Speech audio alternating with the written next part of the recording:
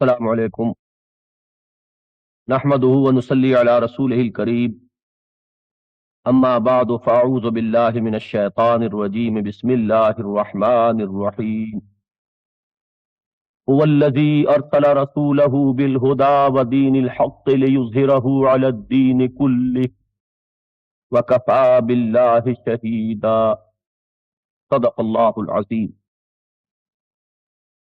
یہ آیہ مبارکہ جو ابھی تلاوت کی گئی ہے سورہ فتح میں وارد ہوئی ہے۔ ویسے اس کا جزو اعظم دو اور صورتوں میں یعنی سورہ توبہ اور سورہ صف میں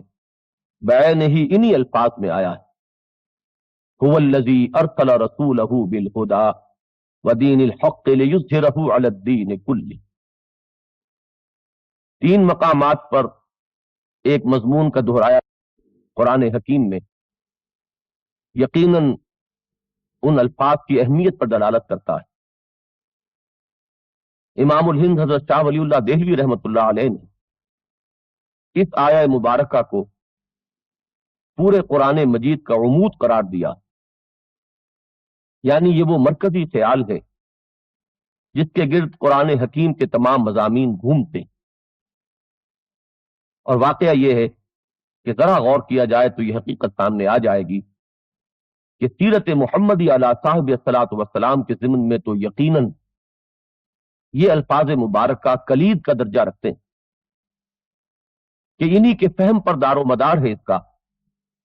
کہ ہم اس بات کو سمجھ سکیں کہ انبیاء اور رسل کی مقدس جماعت میں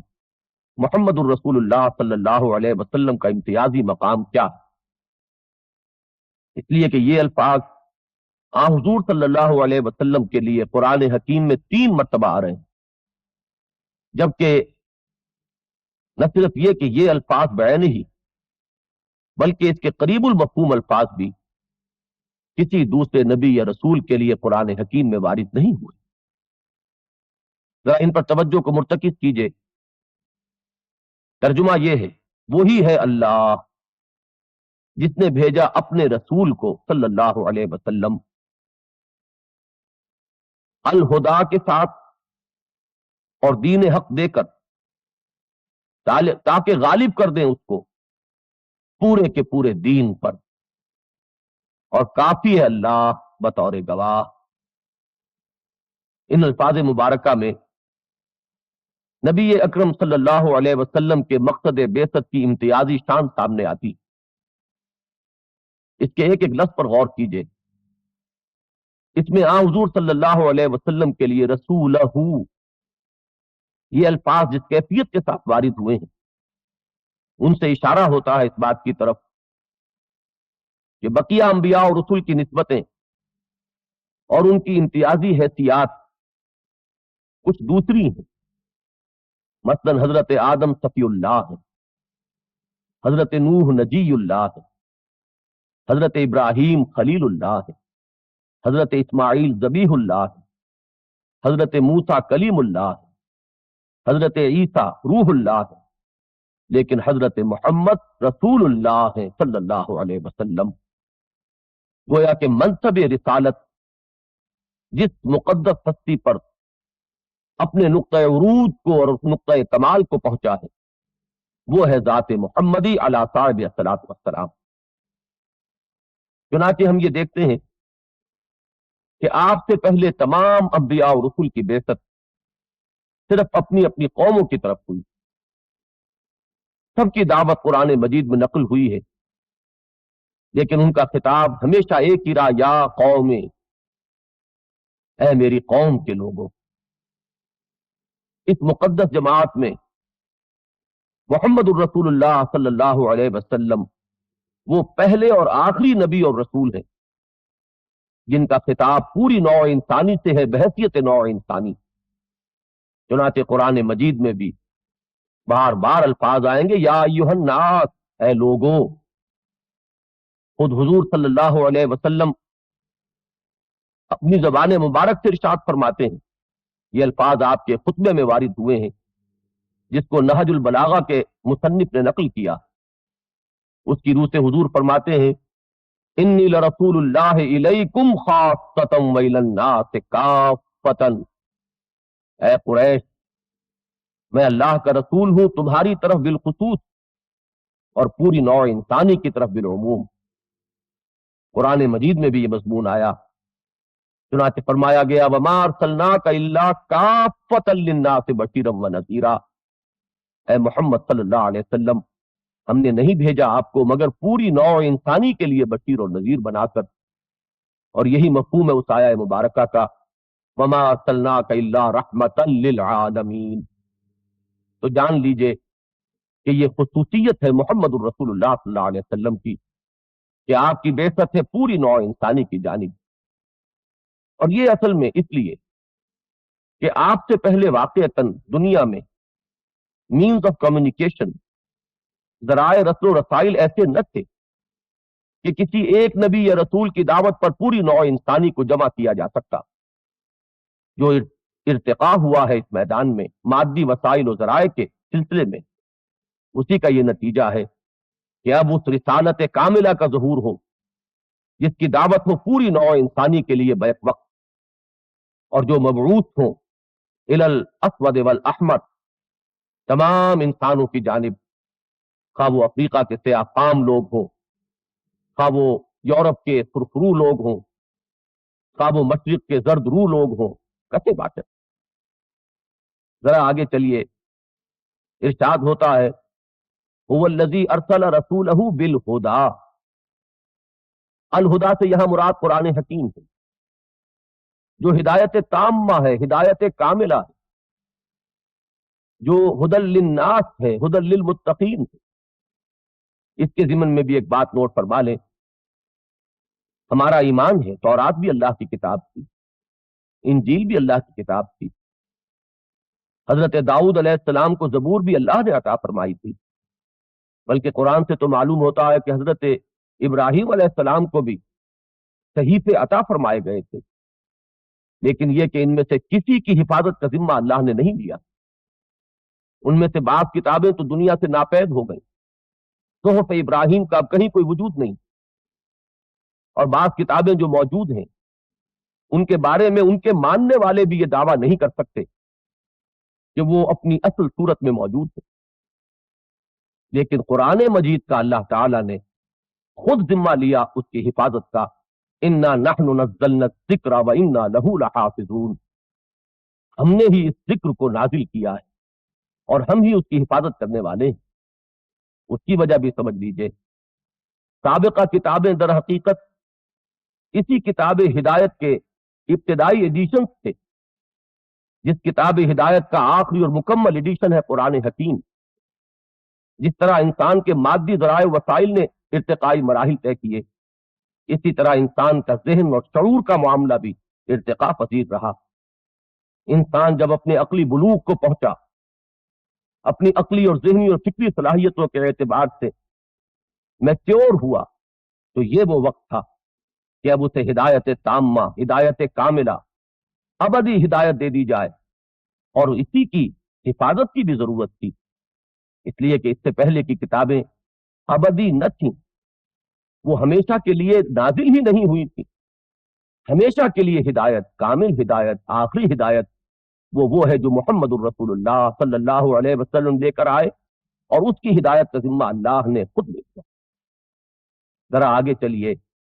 دوسری چیز جو حضور لے کر آئے یا دے کر بھیجے گئے صلی اللہ علیہ وسلم، وہ دین حق ہے،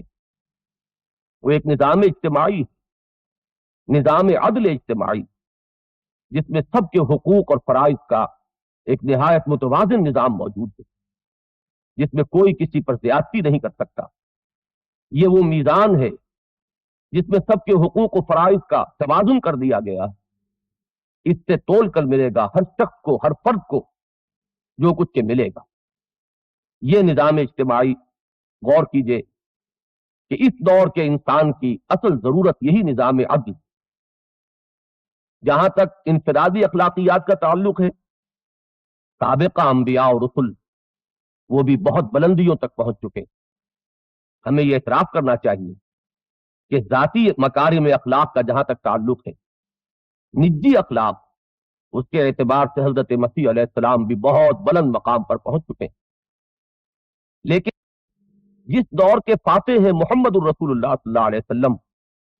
اس دور میں انسانی اجتماعیت بھی ارتقائی مراحل طے کر کے اس مقام تک آ چکی ہے کہ اجتماعیت کا پلڑا بھاری ہو چکا، انفرادیت اجتماعیت کے شکنجے میں کسی گئی۔ یہ ذہن میں رکھیے کہ ابتداءً قبائلی نظام کے تحت قبیلہ ہی ایک مکمل اجتماعی یونٹ تھا، سیاسی اعتبار سے بھی، سماجی اعتبار سے بھی، معاشی اعتبار سے بھی۔ پھر ذرا انسان نے ترقی کی، تمدن نے ارتقاء کا مرحلہ طے کیا، شہری ریاستیں قائم ہوئی، اس کے بعد انسان نے اور قدم آگے بڑھایا تو بڑی بڑی امپائر، بڑی بڑی مملکتیں، بڑی بڑی سلطنتوں کا دور آیا۔ یہ وہ دور ہے جب محمد الرسول اللہ صلی اللہ علیہ وسلم کی بعثت ہو رہی، آپ وہ نظام لے کر آئیں جو انسانوں کے مابین عدل اور قسط کی ضمانت دے، جس میں کوئی طبقہ دوسرے طبقے کے حقوق پر دسترازی نہ کر رہا ہو، جس میں نہ فرد جماعت کے بوجھ تلے سسک رہا ہو، نہ جماعت اور اس کے تقاضے جو ہیں وہ انفرادیت پسندی کے بھیٹ چڑھ گئے۔ وہ ایک نظام عدل و قسط، وہ دین حق ہے۔ اب ظاہر بات ہے کہ بہتر سے بہتر نظام، نہایت عادلانہ نظام، نہایت منصفانہ نظام، اگر صرف کسی کتاب کی زینت ہو، کسی کتاب کے اوراق میں لکھا ہوا موجود ہو، وہ نوع انسانی کے لیے حجت اور دلیل نہیں بن سکتا جب تک کہ اس کو قائم کر کے اور چلا کر نہ دکھا دیا جائے۔ لِيُظْهِرَهُ عَلَى الدِّينِ كُلِّهِ، آپ کا مقصد بعثت یہ قرار پایا، آپ اس نظام عدل و قسط کو پورے کے پورے نظام زندگی پر غالب کریں، قائم کریں، نافذ کریں۔ چنانچہ ایک عظیم انقلابی جد و جہد ہے جو ہمیں سیرت محمدی علیہ صاحب الصلاۃ والسلام میں نظر آتی ہے۔ ایک مکمل انقلاب، تاریخ انسانی کا عظیم ترین انقلاب وہ ہے جو محمد عربی صلی اللہ علیہ وسلم نے برپا کیا، اور ایک مکمل انقلابی جد و جہد کا خاکہ ہے جو ہمیں آپ کی حیات طیبہ کے 23 برس آغاز وحی کے بعد، بلکہ صحیح تر الفاظ میں 21 برس ان کے دوران نظر آتا۔ چنانچہ آپ نے ان 21 سالوں میں ایک عظیم انقلاب برپا کیا اور اس دین حق کو عملاً دنیا میں نافذ کر کے اس کا ایک نمونہ نوع انسانی کے لیے پیش کر دیا۔ چوتھی چیز جو بہت نمایاں ہو کر سامنے آتی ہے وہ یہ کہ اس جد و جہد میں ہم دیکھیں گے کہ قدم قدم پر مشکلات ہیں، مصائب ہیں، موانع ہیں۔ یہ جد و جہد نبی اکرم صلی اللہ علیہ وسلم نے خالص انسانی سطح پر کر کے دکھائی ہے۔ آپ نے وہ ساری تکلیفیں جھیلی ہیں جو کسی بھی انقلابی جد و جہد میں کسی بھی داعی انقلاب کو یا انقلابی کارکنوں کو جھیلنی پڑتی۔ وہ تمام شدائد، وہ تمام موانع، وہ تمام مشکلات، وہ تمام آزمائشیں، وہ تمام تکالیف جو جھیلنی پڑتی ہیں کسی بھی انقلاب کے علمبرداروں کو اور کسی بھی انقلاب کے کارکنوں کو، وہ محمد الرسول اللہ صلی اللہ علیہ وسلم نے بنفس دفیع کھیلی۔ اس کا بھی ایک سبب ہے جس کو جان لینا چاہیے۔ یہ انقلاب صرف عرب کے لیے نہیں تھا، یہ پوری نوع انسانی کے لیے تھا، یہ پورے عالم ارضی کے لیے تھا۔ محمد الرسول اللہ صلی اللہ علیہ وسلم نے جزیرہ نما عرب کی حد تک اس کی تکمیل فرما دی، اور اس کے بعد عالمی سطح پر اس کی تکمیل کا فریضہ امت کے حوالے کر کے آپ نے اللہم فی الرفیق الاعلیٰ کہتے ہوئے رفیق اعلیٰ جل و شانہ کی طرف مراجعت اختیار فرما لی۔ اب ظاہر ہے کہ بعد میں اس انقلاب کی تکمیل جن لوگوں کو کرنی تھی انہیں خالص انسانی اور بشری سطح پر اس فرض منصبی کو ادا کرنا تھا۔ لہذا محمد الرسول اللہ صلی اللہ علیہ وسلم اس کے باوجود کہ اس میں کوئی شک نہیں کہ آپ محبوب رب العالمین ہیں، اللہ چاہتا وہ علی کل شیء قدیر ہے، وہ چاہتا تو اپنے محبوب کے پاؤں میں کانٹا تک چبھنے نہ دیتا اور آپ کا فرض منصبی بھی مکمل ہو جاتا، لیکن فی الواقع ایسا نہیں ہوا۔ حضور نے ساری مصیبتیں جھیل کر، ساری تکلیفیں برداشت کر کے امت پر ہمیشہ کے لیے ایک حجت قائم کر دی ہے کہ میں نے اللہ کے اس دین کو، اس دین حق کو اگر غالب کیا اور نافذ کیا تو تمام مصیبتیں جھیل کر، تمام قربانیاں دے کر، تمام مشکلات سے عہدہ برا ہو کر اب یہی کام تمہیں کرنا ہے تا قیام قیامت. یہی بات ذہن میں رکھنے کی ہے. یہ بات اپنی جگہ 100% درست ہے کہ نبی اکرم صلی اللہ علیہ وسلم کی سیرت مطہرہ میں تمام انبیاء اور رسل کے محاسن جمع ہیں. اس نے یوسف دم عیسیٰ ید بیضا داری، آنچ خوباں ہمہ دارن تو تنہا داری. لیکن ساتھ ہی وہ بات بھی پیش نظر رہے جو حضور صلی اللہ علیہ وسلم نے خود فرمائی کہ تمام نبیوں اور رسولوں نے جتنی تکلیفیں برداشت کی، میں نے تنہا وہ سب کی سب برداشت کی. فصلی اللہ علیہ وعلی آلہ واصحابہ وسلم تسلیما کثیرا کثیرا.